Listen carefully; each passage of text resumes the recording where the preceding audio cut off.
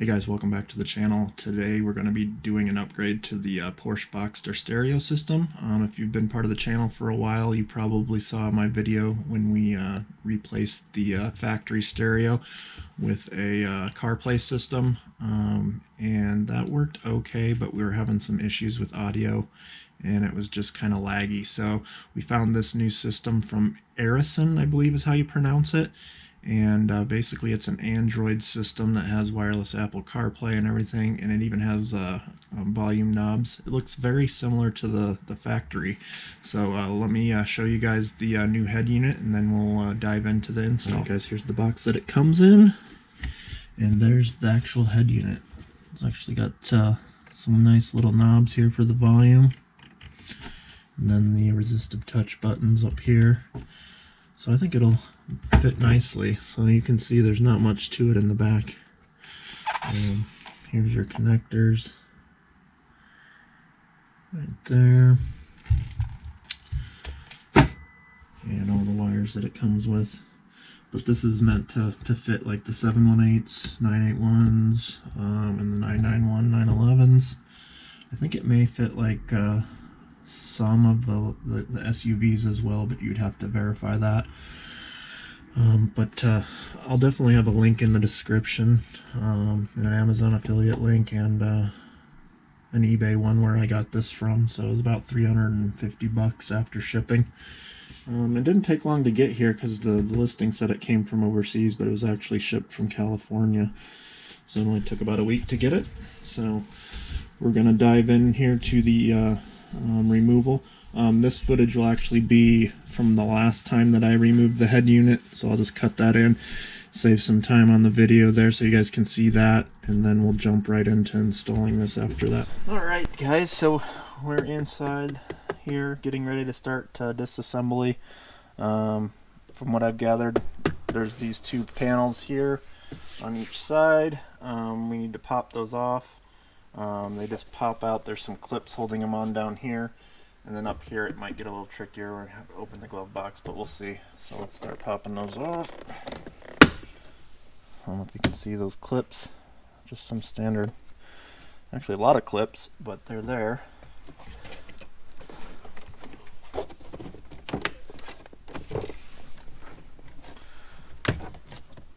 Let's see. Oh, that came out really easily. Not going to complain on that one. That was super easy. So let's do this other side. Pop, pop, pop. Let's see how this one comes out.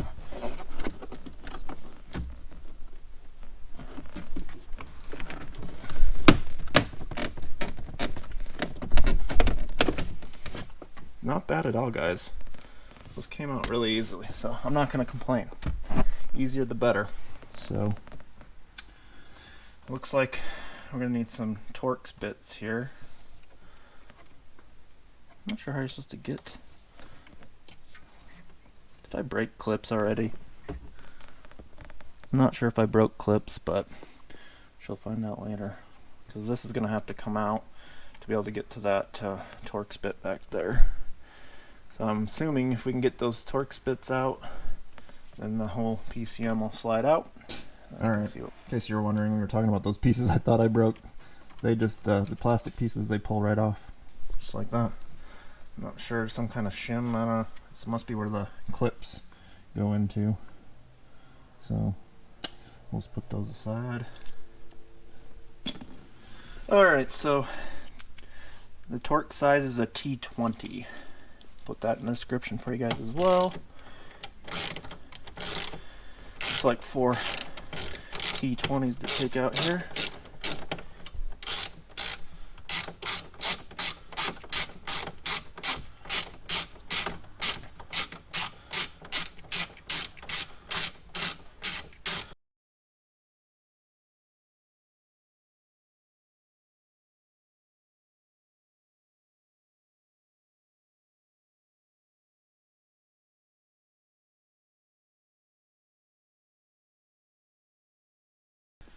Alright guys, so I did have to move the lever back. I actually put it in neutral and put the e-brake on, and then I actually unplugged the positive battery terminal. You should do that anyway when we're installing these stereos that way, because you actually can't get the key out of the ignition after you put it in neutral.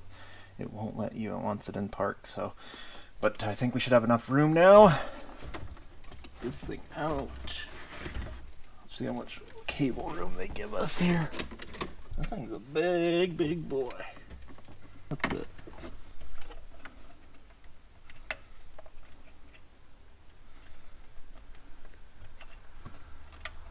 These are definitely some strange clips that I've never seen before.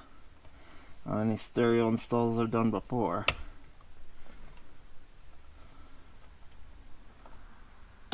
Well, we're gonna go get a flathead because this is just not working well. Okay, so I've got a flathead screwdriver now, and all I had to do was push in harder on that clip, on these ones on this side at least, and they slide right off. So we got those two. What else we got? I got another. Amazed at how many clips there are for different stuff. 3 off. We got the big one here. Those ones are gonna have to come up from the bottom, it looks like. Clip on the bottom pops out.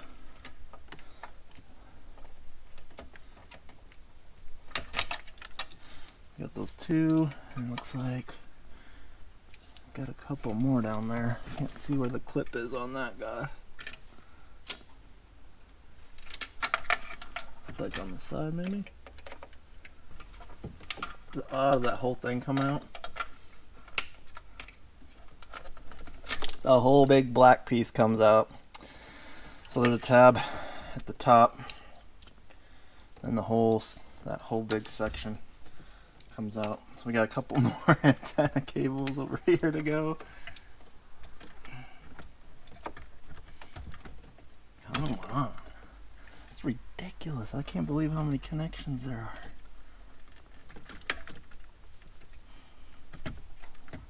I'm gonna have one last one that's gonna give me fits.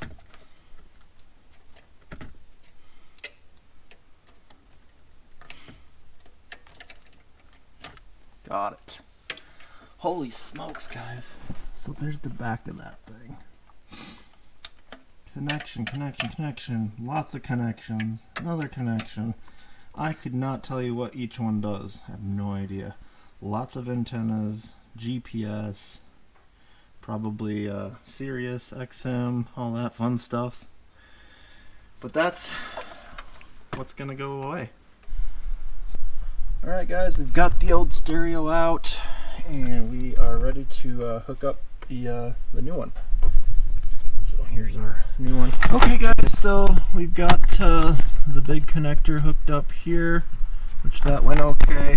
I have all these extra connectors, and I'm not sure what they all do. For my stereo, there was a black one, and it's hard to see there, but I actually plugged it into the bottom. There's two little plugs right here. Some of the newer stereos I think have the actual plug, but mine doesn't have that fits both. So I took the black one, which I know is the antenna. That's the antenna for the FM radio, AM, FM. So I plugged that single one in there, so I do have AM, FM radio, and then just the big connector. And like I showed you earlier, I'm not going to use any of these connectors right now because I really don't need the SIM one. I'm not going to hook up any subs, not doing a rear camera at this time. And I did test out the built-in microphone. So with the big connector, just that hooked up, you actually can do voice calls through this head unit, and it uses the built-in microphone, so that's cool. So I don't need to run another cord for that microphone that they supplied. So yeah, I think we're ready to screw this in. If you don't need all those extra cables, I mean, it's really simple, just the big plug and then at least the antenna one, and then you should be good. I'm not even hooking up the GPS connector it came with either. Don't need that because I'll be using GPS off my phone with the Apple CarPlay. So yeah, very straightforward if you don't have a lot of extra stuff like rear view camera or anything like that. So if you guys have any questions about this head, you can let me know in the comments, but I'm going to screw everything down here, and then I'll just do a quick walkthrough of the interface for you.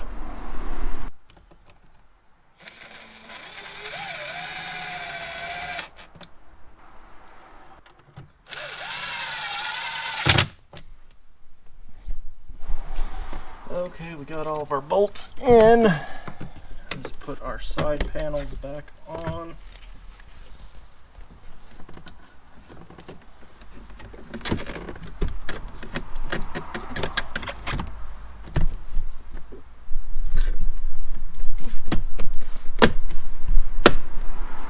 There's that side. And I'll do this side.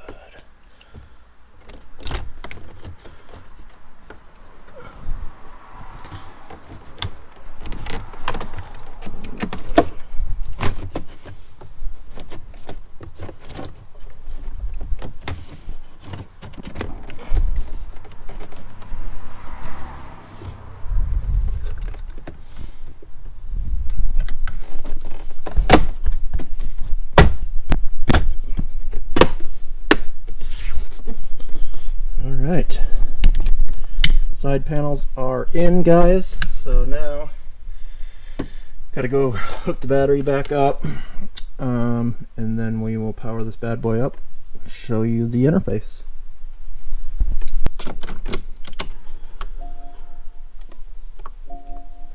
Alright, there is the interface. Look at that, it even knows the door's open or closed. Huh. Wow! That's kind of cool, but it knows the doors are open. So it's got some pretty good interaction with the actual stock computer system, so that's cool. But yeah, so here's it automatically hooked up to my CarPlay because I already set that up. So basically, to set up the Bluetooth/CarPlay, you just go out to the main screen, and there's a Bluetooth icon right there, and you'll do this search button right here.